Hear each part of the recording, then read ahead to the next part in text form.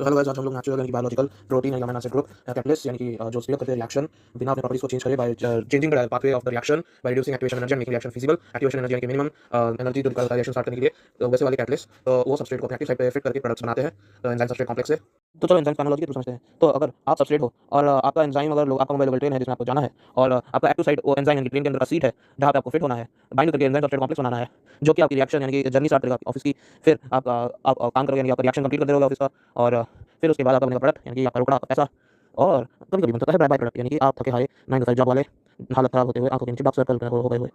तो एंजाइम को समझने के दो मॉडल्स होते हैं। एक है लॉक एंड की मेथड, दूसरा है इंड्यूस्ड मेथड। लॉक एंड की में मतलब आपका जैसे ताला चाबी होता है वैसे ही है। जैसे ताले में एक फिक्स शेप होता है जिसमें एक फिक्स शेप का चाबी अगर फिट आ जाता है मैच करते हैं तो फिर लॉक खुल जाता है। तो उसमें वैसे ही एक्टिव साइट एक फिक्स शेप का रहता है, सबस्ट्रेट एक फिक्स शेप का रहता है और वो जुड़ के एंजाइम सबस्ट्रेट कॉम्प्लेक्स बना के रिएक्शन करते हैं। ये बिल्कुल ऐसा ही है कि आप एक ट्रेन में जाओ और आपके जो बोगी में सारे लोग हों बट आप पतले से लोग हो तो आप जगह देखते हो और आप अंदर फिट आ जाते हो। अब इंड्यूस्ड मेथड में क्या होता है कि इसमें शेप वेरिएबल होते हैं। मतलब जो एंजाइम होता है वो अपने एक्टिव साइट का शेप वेरी कर सकता है तो फिर द सबस्ट्रेट और वाइस वर्सा सबस्ट्रेट भी सेम कर सकता है। और जैसे कि आप मान लो वेनम अगर लॉक खोलना चाहे तो वो अपनी पहले वो लॉक के अंदर जाएगा और अपनी शेप बदल के वो लॉक के शेप में आ जाएगा और फिर लॉक खोल देगा। तो बेसिकली अगर आप जो फैक्शन नहीं करता सिचुएशनल एनालॉजी जो बना था, अगर आप ट्रेन में देखो कोई फ्लफी बंदा होगा तो पहले जाएगा तो फिर उसे जगह आसानी से नहीं मिलेगी ट्रेन में, तो फिर वो क्या करेगा अपना शेप चेंज कर लेगा यानी कि वो थोड़ी सी हवा अंदर लेके अपने पेट को थोड़ा अंदर कर लेगा और फिर वो गर्दन में घुस जाएगा। फिर उसके बाद वो अपनी शेप ओरिजिनल शेप में जब वापस आएगा मतलब हवा को छोड़ने की कोशिश करेगा, पेट को छोड़ने की कोशिश करेगा फुलाने की, तो फिर वो अपना शेप बदलेगा। तो फिर जो आसपास की एंजाइम एक्टिव साइट है अगर ट्रेन वाला एंजाइम है तो और वो बंदा सबस्ट्रेट है तो फिर वो अपना शेप चेंज करेगा। तो ट्रेन की एंजाइम भी उसका एक्टिव साइट भी अपना शेप चेंज कर देगी। वो हम वापस करने की कोशिश करेंगे और वो अपना शेप उसकी तरफ फिट करने के लिए अपना शेप चेंज कर देंगे। तो अब हम एंजाइम के साथ ही कोफैक्टर यानी कि मेटल आयन और कोएंजाइम यानी कि ऑर्गेनिक अमीनो एसिड्स के बारे में बात करने वाले हैं जो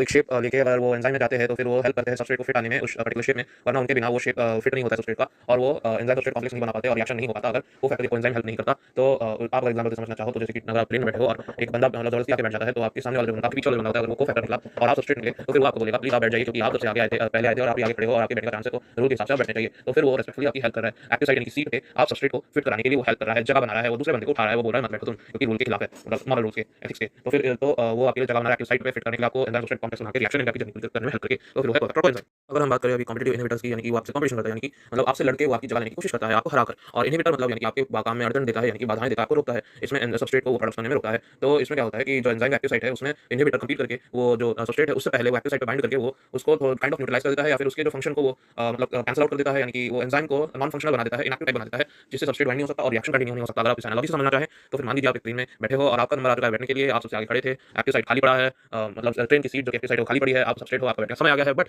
पीछे से कोई दूर से बंदा आके फटाक से भाग के जोर-जोर से भाग के आपको धक्का देके आपको फेंक के आपसे पहले एक्टिव साइट पे बैठ जाता है और वो उठता नहीं है। तो फिर आपकी जर्नी थोड़ी सी मुश्किल हो जाती है, आपका रिएक्शन बनना थोड़ा मुश्किल हो जाता है, आपका एंजाइम सबस्ट्रेट कॉम्प्लेक्स नहीं बन पाता क्योंकि एक्टिव साइट पहले से प्रीऑक्यूपाइड है, आप बैठ नहीं सकते।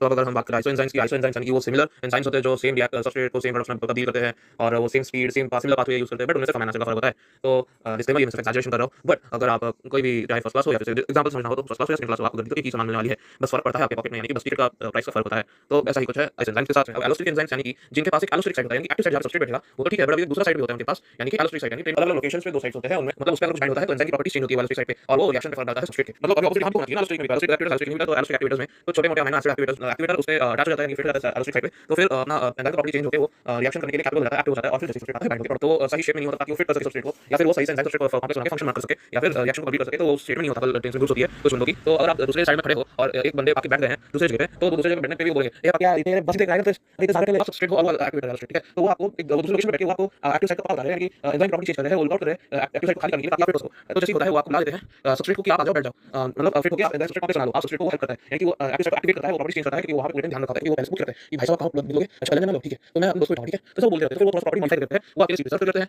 यानी कि वो प्रॉपर्टी चेंज कर रहे हैं यानी कि वो वेट कर रहे होते हैं कि कभी उतरेगा तो एक्टिव साइड खाली कर रहे हैं और आपको हेल्प भी करते हैं एक्टिव साइड को यानी सीट को वो एक्टिवेट करके आप सबस्ट्रेट को हेल्प करते हैं बाइंड करके रिएक्शन करने के लिए यानी कि जंग को भी करने के लिए हेल्प करते हैं। एलोस्टिक इनहिबिटर झगड़ा नहीं हो रहा है उनमें कोई जल्दबाजी नहीं है, पीछे से दूसरे एलोस्टिक साइड वहां पे आके इनहिबिटर बैठ जाता है और इनहिबिटर मतलब कम्पीट तो कर नहीं रहा, उसे रिप्लेस नहीं कर रहा बट वो जैसे ही एलोस्टिक साइड में बैठ जाता है तो प्रॉपर्टीज चेंज हो जाती है एंजाइम्स की, उसका एक्टिव साइड बदल जाता है, अब वो नॉन कंपैटिबल हो जाता है हमारे जो सबस्ट्रेट के लिए, अब वो वहां पे बाइंड करके एंजाइम सबस्ट्रेट कॉम्प्लेक्स नहीं बना सकता और रिएक्शन नहीं होता। अब अगर आप एलोस्टिक इनहिबिटर्स की बात करेंगे उसमें आता है हमारा दूसरा एग्जांपल जिसमें जो आपने देखा ही लोग होते हैं वो आ जाते हैं बैठने के लिए फोर्थ सीट बोलते हैं भाई फोर्थ दोनों तीन सीट का ट्रेन का सीट होता है वो यार सीट बनेगा प्लीज बिठा दो मैं नहीं हो सकती फोर्थ सीट बना दिया थोड़ा सीट जाओ पिछले से मेरे को बैठना है तो फोर्थ सीट बैठ जाती है। अब जो बंदा खड़ा रहता है स्टार्टिंग से वो जब बैठने वाला होता है तब तीसरा बंदा उठ जाता है तो ये तीसरा बंदा प्लेस ले लेती है और तीसरा बंदा लेने के इनहिबिटर है वो चौथी सीट वाली तो वो तीसरी सीट आ जाती है सबस्ट्रेट है आपकी जगह बैठ नहीं आती साइड में बैठने के लिए सीट ठीक है। तो अब वो एलोस्टिक इनहिबिटर ने क्या किया उसने दूसरे एलोस्टिक साइड पे बैठ गई जो कि फोर्थ साइड है वो था नहीं वो आर्टिफिशियल बनाया वो बना के मतलब आर्टिफिशियल ठीक है बना के बैठ गई उसने प्रॉपर्टी चेंज कर दिया एक्टिव साइड का एंजाइम का और वो खुद शेप चेंज कर सकती है एक्टिव साइड का क्योंकि वो थर्ड जो फोर्थ सीट पे थी उसने थर्ड सीट का फंसा दिया शेप पूरा पूरा घेर लिया और एक्टिव साइड को ब्लॉक कर देती है यानी कि सी को ब्लॉक कर देती है और आप सबस्ट्रेट के बाइंड नहीं कर सकते क्योंकि उसने ब्लॉक कर रखा है क्योंकि एंजाइम प्रॉपर्टीज बदल चुकी है वो इनकम्पैटिबल हो चुका है वो पूरा फायर बैठ गया शेप बदल चुका है तो वो एक्टिव साइड को फंसा दिया कि आप बैठ नहीं पाओगे और एंजाइम सबस्ट्रेट कॉम्प्लेक्स नहीं बनेगा बाइंड नहीं होगा सबस्ट्रेट एंजाइम से तो फिर आपका बनेगा ये नहीं